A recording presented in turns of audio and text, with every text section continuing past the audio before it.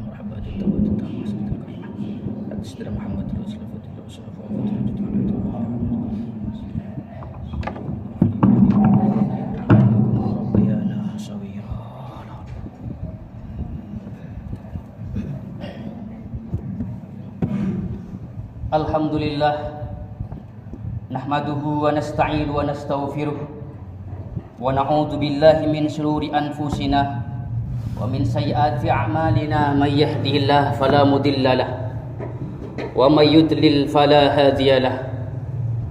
Ashhadu an la ilaha illallah wahdahu la syarikalah wa ashhadu anna Muhammadan abduhu wa rasuluh sallallahu ala sayyidina Muhammadin wa ala alihi wa ashabihi wa man sar ala nahjihil qawim wa da'a ila siratil mustaqim ila yaumiddin.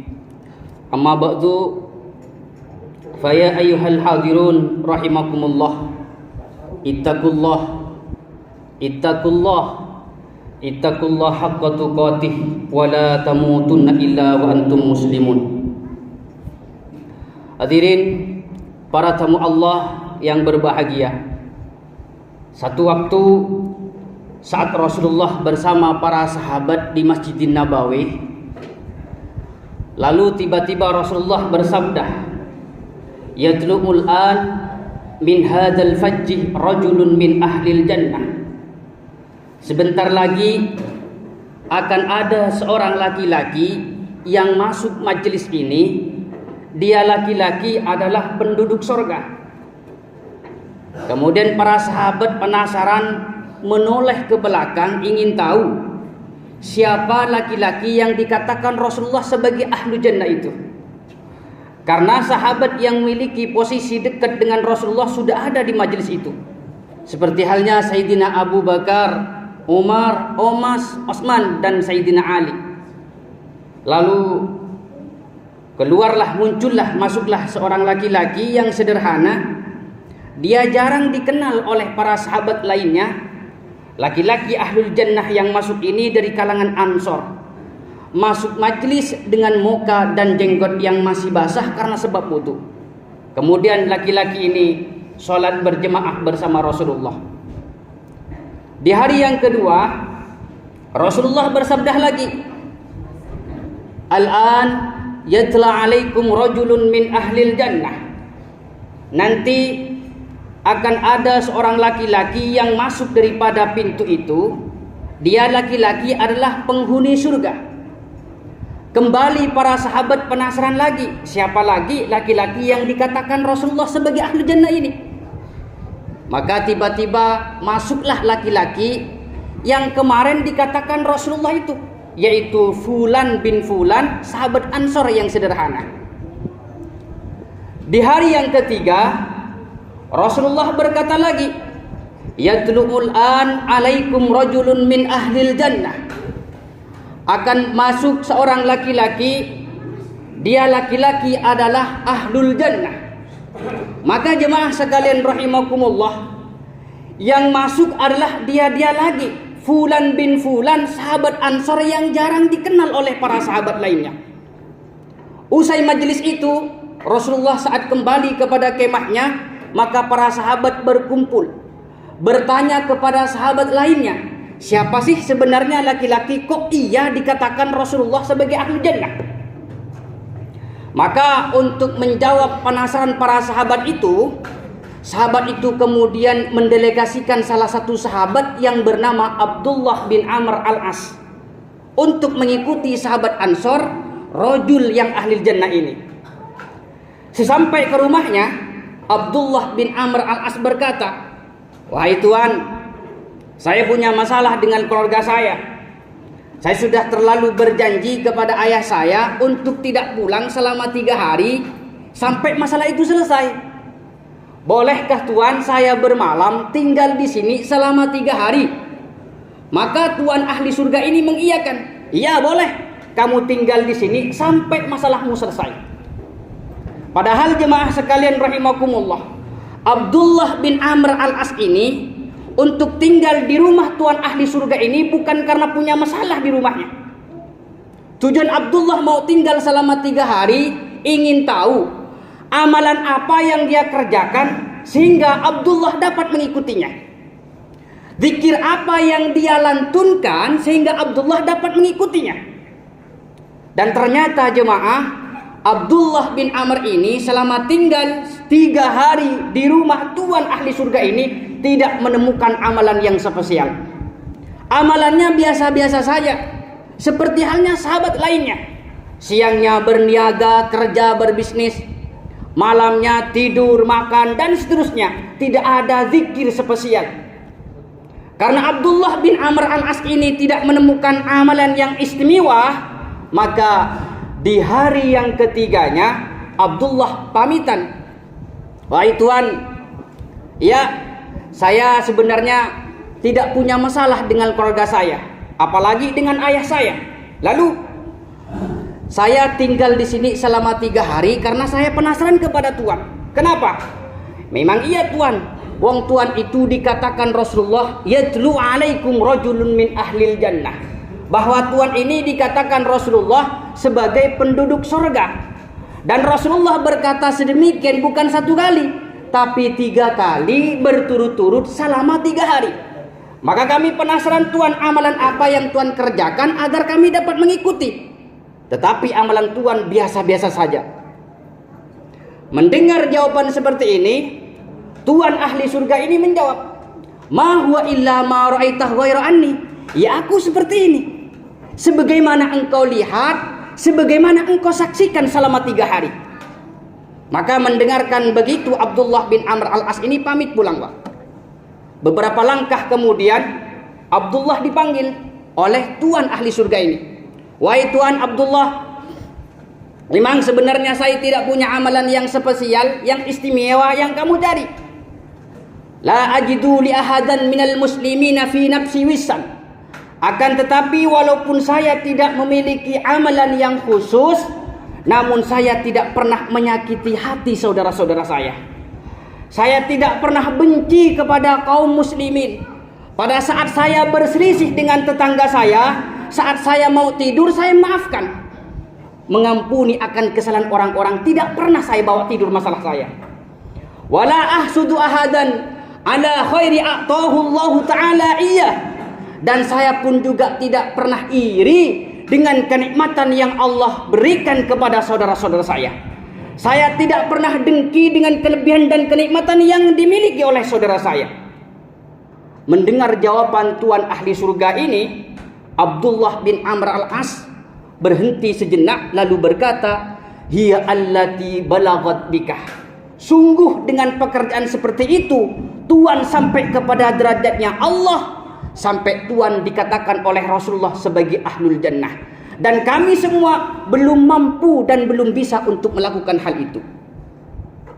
Jemaah sekalian rahimakumullah, hadis yang diceritakan oleh Imam Ahmad dan juga Imam Al-Baihaqi dari Sayyidina Anas bin Malik ini, kita dapati informasi yang sangat nyata bahwa untuk menjadi penghuni surga, maka di samping kita harus meningkatkan kualitas ibadah ketakwaan kita kepada Allah, di sisi lain kita harus menjaga dan membersihkan hati kita dari noda-noda yang dapat mengotorinya. Menjaga dan membersihkan hati kita dari bintik-bintik hitam yang membuat hati kita tidak berkembang. Menjaga dan membersihkan hati kita dari noda-noda hitam yang selalu kita mendendam rasa kebencian dan iri akan kenikmatan yang dimiliki oleh orang lain. Jemaah sekalian rahimakumullah. Maka jalan solusinya untuk kita dapat mengetahui bahwa kita punya penyakit hati, perbanyaklah silaturahmi, bukalah ukhuwah Islamiyah, dan bergaullah kepada siapa saja, ambillah hikmah di dalamnya. Kenapa jemaah? Karena penyakit hati ini tidak bisa diketahui oleh diri kita. Yang tahu penyakit hati ini adalah orang-orang yang ada di sekitar kita. Orang sombong tidak akan mengakui bahwa dirinya sombong. Orang pelit bin kikir tidak akan mengakui bahwa dirinya pelit dan kikir. Orang yang suka iri dan dengki tidak akan mengakui bahwa dirinya pendengki. Yang paham dia sombong, yang ngerti bahwa dia dengki, yang faham bahwa dia kikir adalah orang lain, orang yang ada di sekitar kita, teman-teman kita, tetangga kita, sahabat kita. Maka perbanyaklah bergaul, terimalah hikmah di dalamnya. Itulah caranya untuk dapat mengetahui penyakit apa yang menjangkiti hati kita ini. Kemudian yang kedua, kalau kita sudah tahu penyakit itu sudah apa di dalam hati kita, karena di kita tidak ada rumah sakit yang dapat menangani penyakit hati kita, dan tidak satupun rumah sakit yang ada di dunia ini yang dapat mengobati hati kita.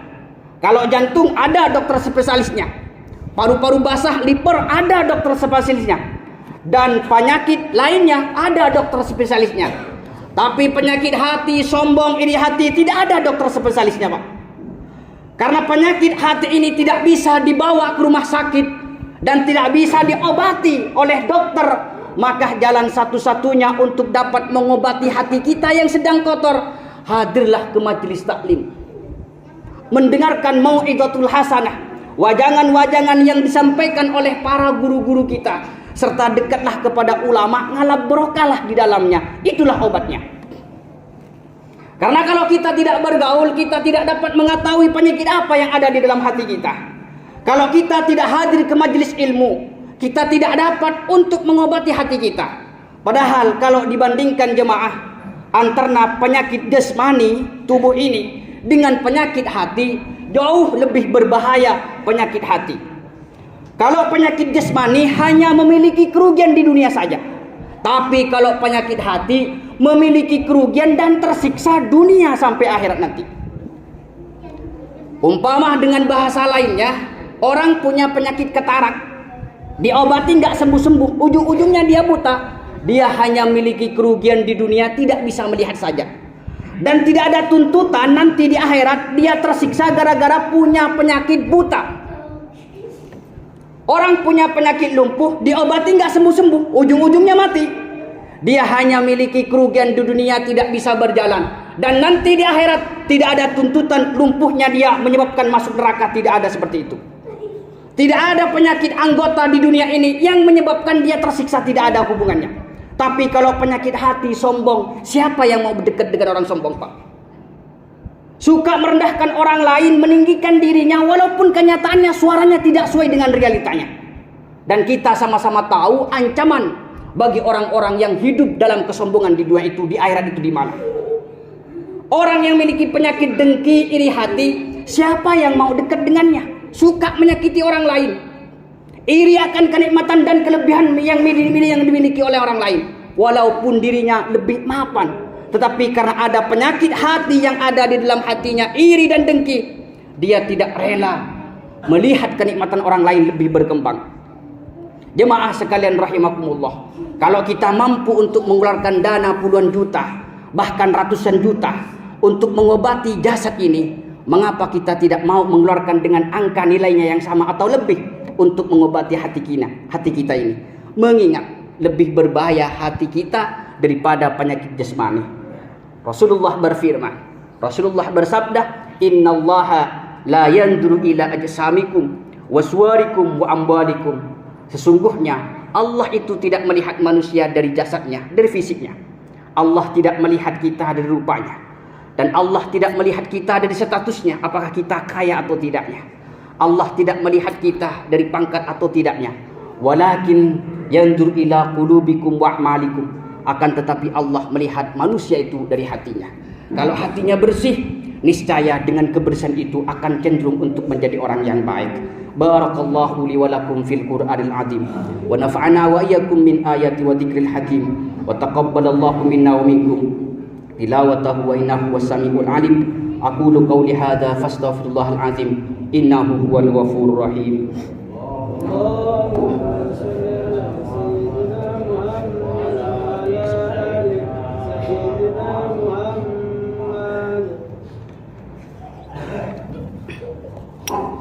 Alhamdulillah hamdan kama amar wa asyhadu an la ilaha illallah wahdahu la syarikalah irwaman liman jahada bihi wa kafar wa asyhadu anna sayyidana Muhammadan abduhu wa rasuluhu ta'ila ridwanih.